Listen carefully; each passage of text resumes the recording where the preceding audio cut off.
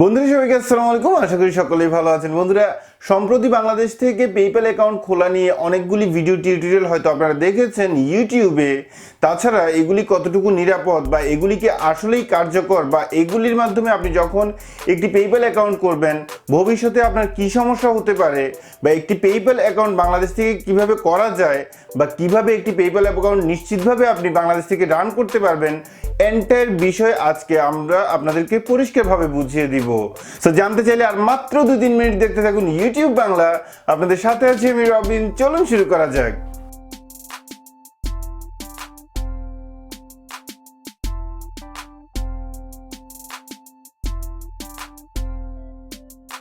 বন্ধুরা, প্রথমত যে একটি সহজ কোশ্চেন নিয়ে আপনারা কনফিউজ হয়ে যান সেটা হচ্ছে যে বাংলাদেশ থেকে কি পেপ্যাল আইডি খোলা যায়।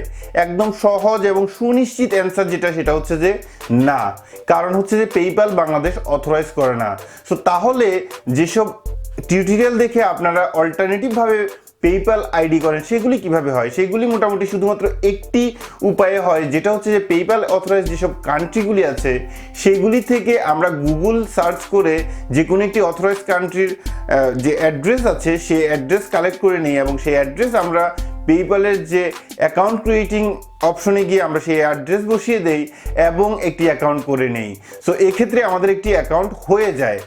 কিন্তু এখানে আপনাদের একটা জিনিস মাথায় রাখা উচিত যে বড় বড় যেসব কোম্পানি আছে মানি ট্রান্সফার বা ট্রানজ্যাকশন করার, সেইগুলি প্রত্যেকেই ব্রিটিশ বুদ্ধি অ্যাপ্লাই করে থাকে। যেমন আপনি যদি যে কোনো একটি ওয়েল নোন কোম্পানিতে অ্যাপ্লিকেশন করেন, অর্থাৎ আপনি যখন রেজিস্ট্রেশন করতে যান সেক্ষেত্রে তারা কখনোই আপনাকে না করবে না। তারা প্রথমত আপনার রেজিস্ট্রেশন নিয়ে নেয়।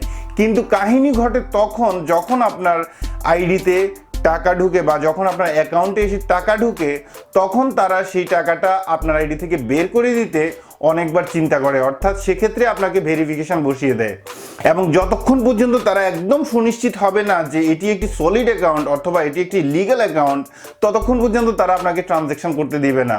অর্থাৎ সেক্ষেত্রে আপনার ভেরিফাই হিসেবে করতে দিবে আপনার পার্সোনাল ফোন নাম্বার এবং আপনার অ্যাড্রেস।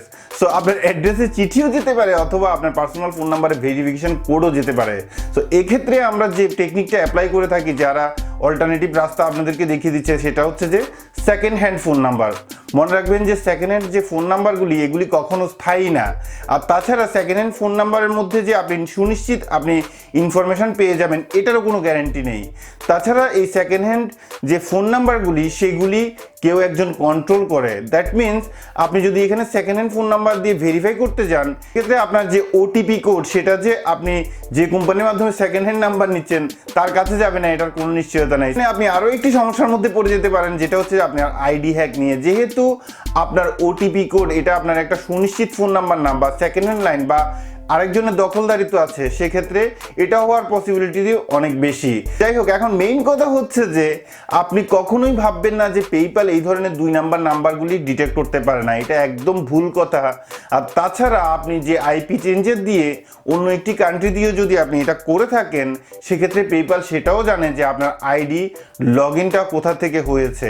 এটা কখনোই ভাববেন না যে আপনার আইপি চেঞ্জার যদি পেইড না হয়ে আনপেইড থাকে অথবা ফ্রি ভার্সন থাকে, তার মানে আপনি নিশ্চিত সিকিউরলি আপনার আইপি চেঞ্জ করে অন্য দেশ থেকে আইডি করতে পারছেন। তাছাড়া আপনি যদি ভেরিফিকেশন কোডটি না পান, সেক্ষেত্রে আপনার অ্যাকাউন্টে যে অ্যামাউন্টটি থেকে যায় সেটা আপনি কখনোই রিলিজ করতে পারবেন না। যেটার একটা সলিড উদাহরণ সেটা হচ্ছে যে ঠিক গত কয়েকদিন আগে আমি আপনাদেরকে একটি সত্যি কথা বলছি, যেটা হচ্ছে যে আপনারা নিশ্চয়ই রিহান ভাইকে চিনেন, বাংলা টেক। উনি নিজেই এরকম অল্টারনেটিভ ওয়েতে একটি পেপ্যাল অ্যাকাউন্ট করেছিলেন এবং সেখানে উনি আর ট্রানজ্যাকশন করতে পারেন নাই। ওনার টাকা গিয়েছিল হেল্ড হয়ে এবং পরবর্তীতে সেই ট্রানজ্যাকশন ওনার 3-4টা ট্রানজ্যাকশন হয়েছে আমার অ্যাকাউন্টের মাধ্যমে। সো আমি এক্ষেত্রে লাকি, বিকজ আমি বাংলাদেশে থাকি না, আমি থাকি ইউকেতে। সো যাই হোক, কখনোই এটা মনে করবেন না যে পেপ্যাল আপনাকে চিনে না বা আপনাকে ডিটেক্ট করতে পারছে না। সো এক্ষেত্রে আমি বলবো যে এই ধরনের 2 নাম্বার রাস্তা ছেড়ে দিন। পেপ্যাল যতক্ষণ পর্যন্ত বাংলাদেশ অথরাইজ করছে না নিজের থেকে, ততক্ষণ পর্যন্ত আপনি অল্টারনেটিভভাবে কোনো অবস্থাতেই আপনি পেপ্যাল আইডি তৈরি করতে পারবেন না এবং সেখান থেকে আপনি যদি পারেনও সেখান থেকে আপনি ট্রানজ্যাকশন করতে পারবেন না। আপনার টাকা অবশ্যই সেখানে পেপ্যালের মধ্যেই রয়ে যাবে এবং শেষ পর্যন্ত আপনার টাকা ডিএক্টিভ হতে হতে যে সেন্ডার তার কাছেই ব্যাক চলে যাবে। সো এটা একদম প্র্যাকটিক্যাল, যেটা আমি নিজের অভিজ্ঞতা থেকে বলছি।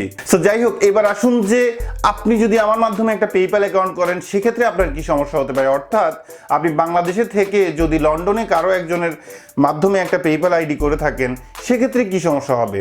সো এক্ষেত্রে আপনার যে সমস্যা হবে সেটা হচ্ছে যে আপনি অ্যাকাউন্ট আইডিতে তো লগ ইন করবেন, আমি যদি একটি আইডি করে দেই সেক্ষেত্রে আপনার যে কোনো ধরনের ওটিপি কোড যেটা সেটা আসবে আমার মোবাইল নাম্বারে, এবং আমাকে সেই ওটিপি কোড আপনাকে দিতে হবে এবং তার মাধ্যমে আপনি সেটাকে ভেরিফাই করতে পারবেন। সো এখন যাই হোক, মনে করেন যে এটা ভেরিফাইও করে দিলাম আমি, তারপরেও যে সমস্যাটা হবে সেটা হচ্ছে যে আপনি যখন আপনার অ্যাকাউন্ট থেকে টাকা রিলিজ করবেন তখন সেটা আপনি আপনার পকেটে ঢুকাতে পারবেন না, সেটা সোজা চলে আসবে আমারই অ্যাকাউন্টে। বিকজ আপনার পেপ্যাল অ্যাকাউন্ট যেটা আরেকজন করে দিবে সেক্ষেত্রে আরেকজনের ব্যাংক অ্যাকাউন্ট নাম্বার এবং শর্ট কোড দুইটাই লিঙ্ক করা থাকবে।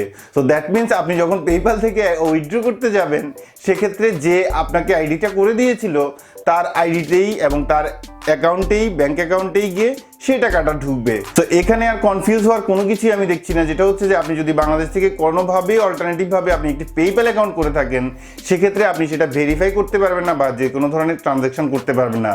সো আপনার অ্যাকাউন্টে টাকা আসলেও সেটা কয়েকদিন পরে অলরেডি রিটার্ন হয়ে যাবে অথবা টাকা আপনার হেল্ড হয়ে থাকবে। বন্ধুরা, আমরা আশা করি আপনারা সম্পূর্ণ বিষয় একদম ক্লিয়ারলি বুঝে গেছেন। ভিডিওটি যদি ভালো লাগে তাহলে অবশ্যই একটি লাইক দিয়ে যাবেন এবং আপনি যদি আমাদের চ্যানেলে নতুন দর্শক হয়ে থাকেন অবশ্যই সাবস্ক্রাইব করবেন, পাশাপাশি বেল আইকনটি ক্লিক করে ওকে করতে ভুলবেন না। আশা করছি আগামী ভিডিওতে আরো ভালো কিছু নিয়ে দেখা হবে। সে পর্যন্ত ভালো থাকুন, সুস্থ থাকুন, এই শুভকামনা। আজকের মতো আল্লাহ হাফেজ।